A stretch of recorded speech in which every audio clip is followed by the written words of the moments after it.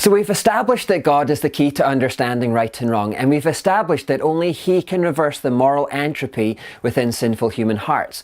But the thing is, Christians are the only ones who know this.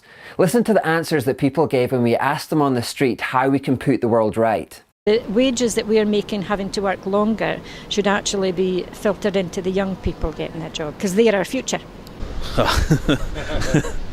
If I knew that, I wouldn't be doing what I do for a living. I'd be a lot richer than I am. I think a lot of it has to come from adults. They have to teach children what's right and wrong. I think you really need to start educating children from the very age. No, it comes back to education, and it comes back to the families. I don't know. I really don't know what the solution is. Personally, I would do away with religion altogether. I think that's the worst thing it's always been. If you consider all the wars in the history of the world, it all starts with either religion or greed. Get better leaders in the world, get a better parliament in place that have better models for life and stuff. Listen to people's opinions more often rather than just going with what they think is best. Who knows? I wish I knew. If I knew, I'd be somewhere else than here right now, I guess. I don't know. I think we just need more investment to keep up the investment in schools and healthcare and that type of thing. I don't have the answer to that. If I did, I'm sure I would share it with you. Sorry. There was no real consensus there. Some just flat out said that they had no idea how to put the world right. Some suggested wage reform, some said better education was the answer, some looked at parents, some at politicians. But even within all of those suggestions, there was still a lot of vagueness. I mean, what constitutes better education? What constitutes better parenting? The one girl who spoke about adults needing to tell their kids about right and wrong. Adults, they have to teach children what's right and wrong.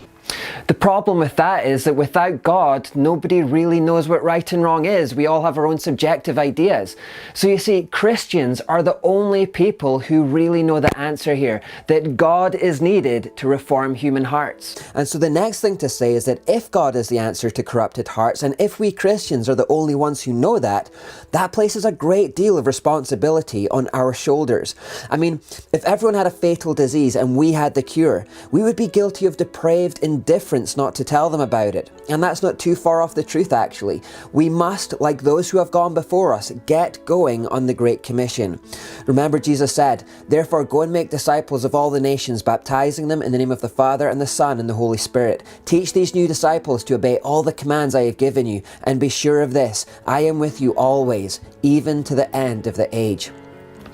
Jesus didn't give that Great Commission to the government. He gave it to the church. He didn't give the Great Commission to the lawmakers either. He gave it to the church. He didn't give the Great Commission to the school teachers or the civil servants or anyone else. He gave it to the church. The church is God's device for bringing hope and healing to the world. We as the church are commanded to be the channel through which people hear about the cure for corrupted hearts, the Lord Jesus Christ. We are commanded to be salt and light to a dying planet.